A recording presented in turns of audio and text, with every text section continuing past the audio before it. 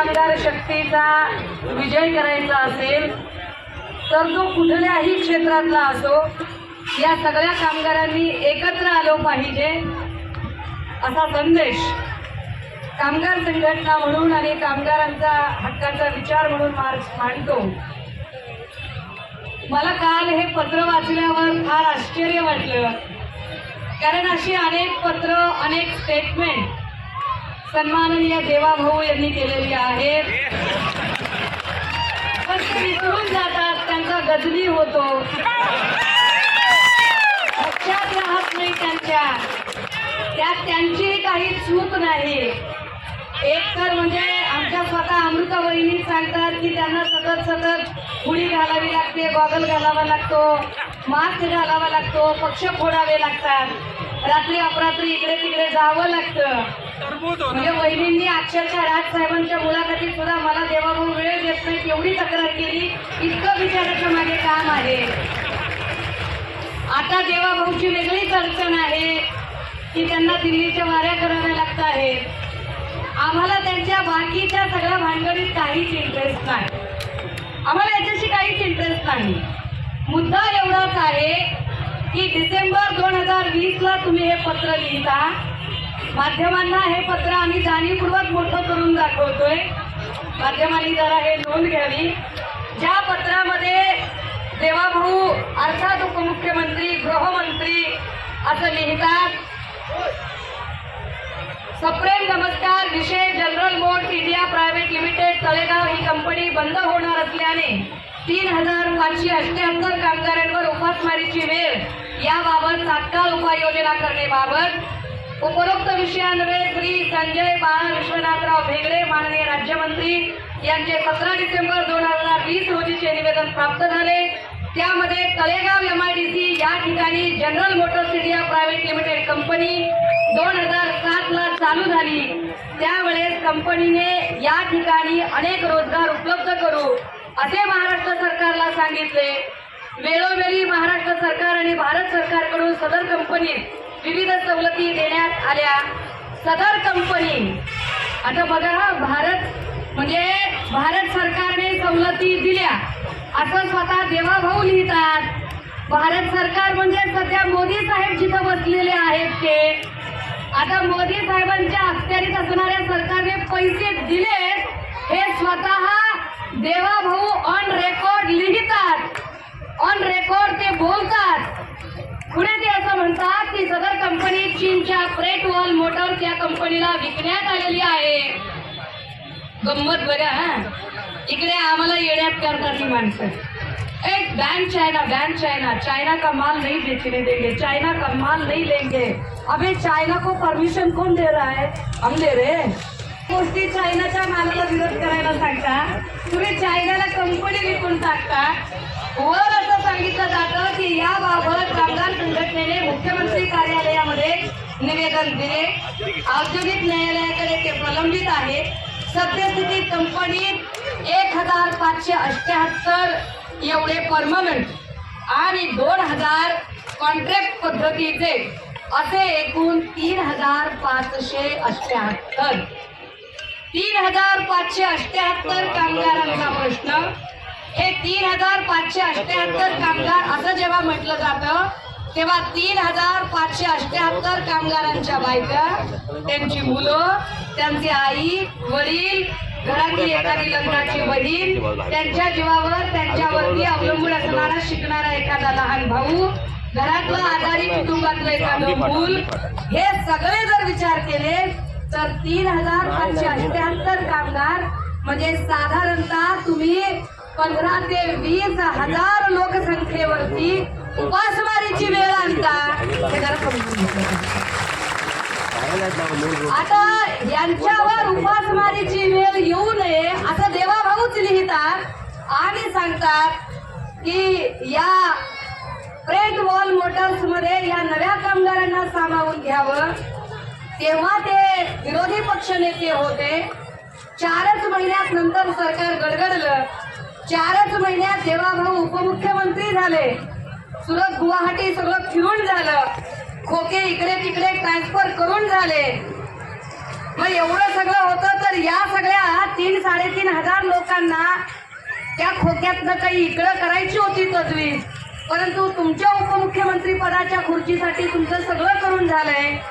पण कदाचित आता जर देवेंद्र फडणवीस साहेबांना वेळ नसेल तर आम्ही देवेंद्रजींचा विषय सोडून देतो. देवेंद्रजींना काय भांडायचं हे आम्ही नंतर भांडू.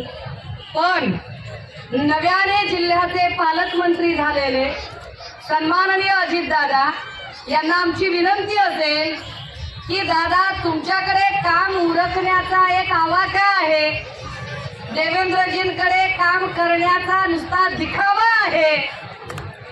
तुम्ही जर प्रश्न सोडवू शकत असाल तर प्रश्न सोडवा पालकमंत्री म्हणून, कारण आम्हाला पक्षीय राजकारणात रस नाही.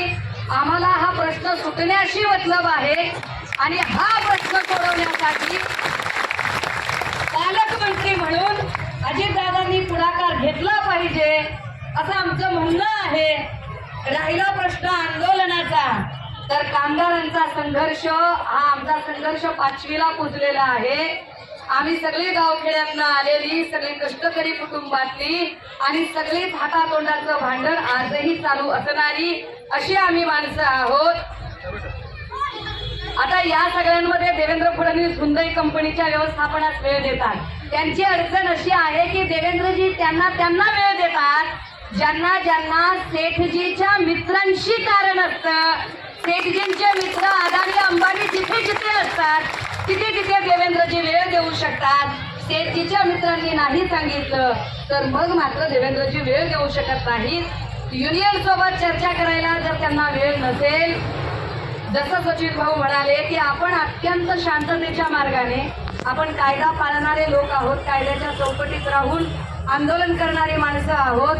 पण जर त्यांना ऐकायचंच नसेल तर येणाऱ्या काळात एक मोठा संघर्षाचा लोकलढा उभा करावा लागेल.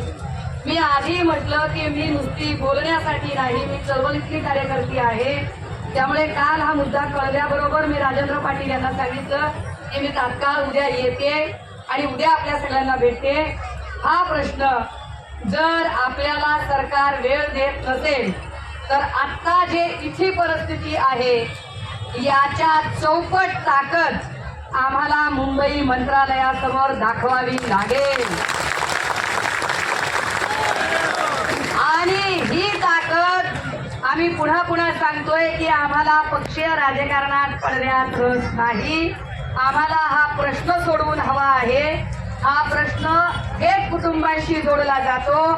माध्यमांच्या कॅमेऱ्यांना आमची विनंती असेल की इकडे जे मागे दिसत नाहीये ही छोटी छोटी बाळं आणि या आमच्या सगळ्या आया बहिणी ज्या आपल्या लहान लहान लेकरांना कडेवर घेऊन बसलेल्या आहेत, जरा हे दाखवावी. देवेंद्र भाऊंनी याचाही विचार करावा, कारण ही छोटी बाळं जर उद्याचं भविष्य असेल तर ही सगळी लहान मुलं घेऊन बायका आज इथं बसलेल्या आहेत. कारण प्रश्न यांच्या कुटुंबाचा आहे. या सगळ्यांचं काय करायचंय हे सर्वसामान्यांचा मुख्यमंत्री म्हणवणाऱ्या एकनाथ साहेबांनी ठरवलेले आहे का, याचे सुद्धा त्यांनी उत्तर द्यायला हवे. दादा हो, मी असं म्हटलं की मी वारंवार तुमच्या सोबत आहे. या सगळ्यांमध्ये आपण सगळेच जण, प्रत्येक जण येऊन या आंदोलनाला तुमच्या सोबत आहे, तुमच्या सोबत लढण्यासाठी कटिबद्ध आहे. आणि प्रत्येक जण हा तुमच्या कुटुंबातला सदस्य म्हणून इथे उभा आहे. आपण सगळेजण एक जोरदार घोषणा देऊया. जर सरकारच्या कानावर गेली तर गेली, बघूया किती आवाज जातोय. कारण सरकार बधीर झाले, सरकारला अजिबात काही ऐकायला येत नाही. ठाणे, नांदेड, संभाजीनगरमध्ये एवढे जीव गेले, एवढी बाळं गेली, परंतु सरकारला अजिबात वेळ मिळाला नाही. नागपूरला एवढा पूर आला, सरकारला वेळच मिळाला नाही. कारण सरकारचा सगळा वेळ दिल्लीच्या वाऱ्या करण्यामध्ये आहे. दिल्लीच्या वाऱ्या करणाऱ्या या सरकारला कामगारांचे प्रश्न करण्यासाठी आवाज त्यांच्यापर्यंत गेला पाहिजे. आणि त्यामुळे कामगार एकजुटीचा, कामगार एकजुटीचा.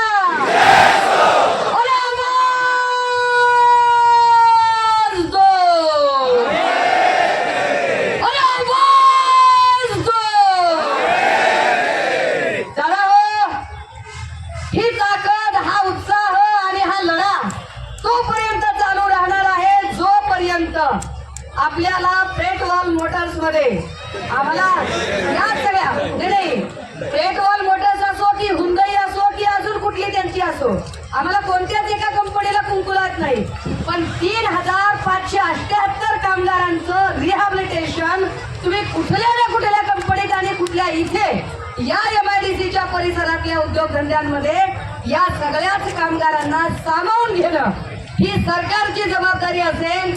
ते आपल्याला वेगवेगळे मार्ग सांगत राहतील, इकडे चला तिकडे चला, कुठे जायचं ते त्यांनी ठरवायचं, पण आम्हाला तळेगाव MIDC इथे काम करायचे, आम्ही इथले कामगार आहोत, आमचा प्रश्न इथल्या इथे मार्गी लागला पाहिजे. यासाठी म्हणून आपण सगळे जण लढण्यासाठी सज्ज राहूया. येणाऱ्या काळात कृती समिती जो काही निर्णय ठरवेल त्यासोबत मी तुमची बहीण म्हणून तुमच्या सोबत असेल. अगदी मुंबईला आंदोलन करायची वेळ आली तरी आणि दिल्ली जंतर मंतरला आंदोलन करायची वेळ आली तर आम्ही सगळे सोबत असतो हा शब्द देते. आणि पुढे एकदा मावळ आणि पिंपरी चिंचवड परिसरातील अशाच ताज्या घडामोडी पाहण्यासाठी MN न्यूज चॅनलला लाईक, शेअर आणि सबस्क्राईब करायला विसरू नका. कॅमेरामनसह मी राजश्री कानडे. पाहत रहा MN न्यूज लोणावळा.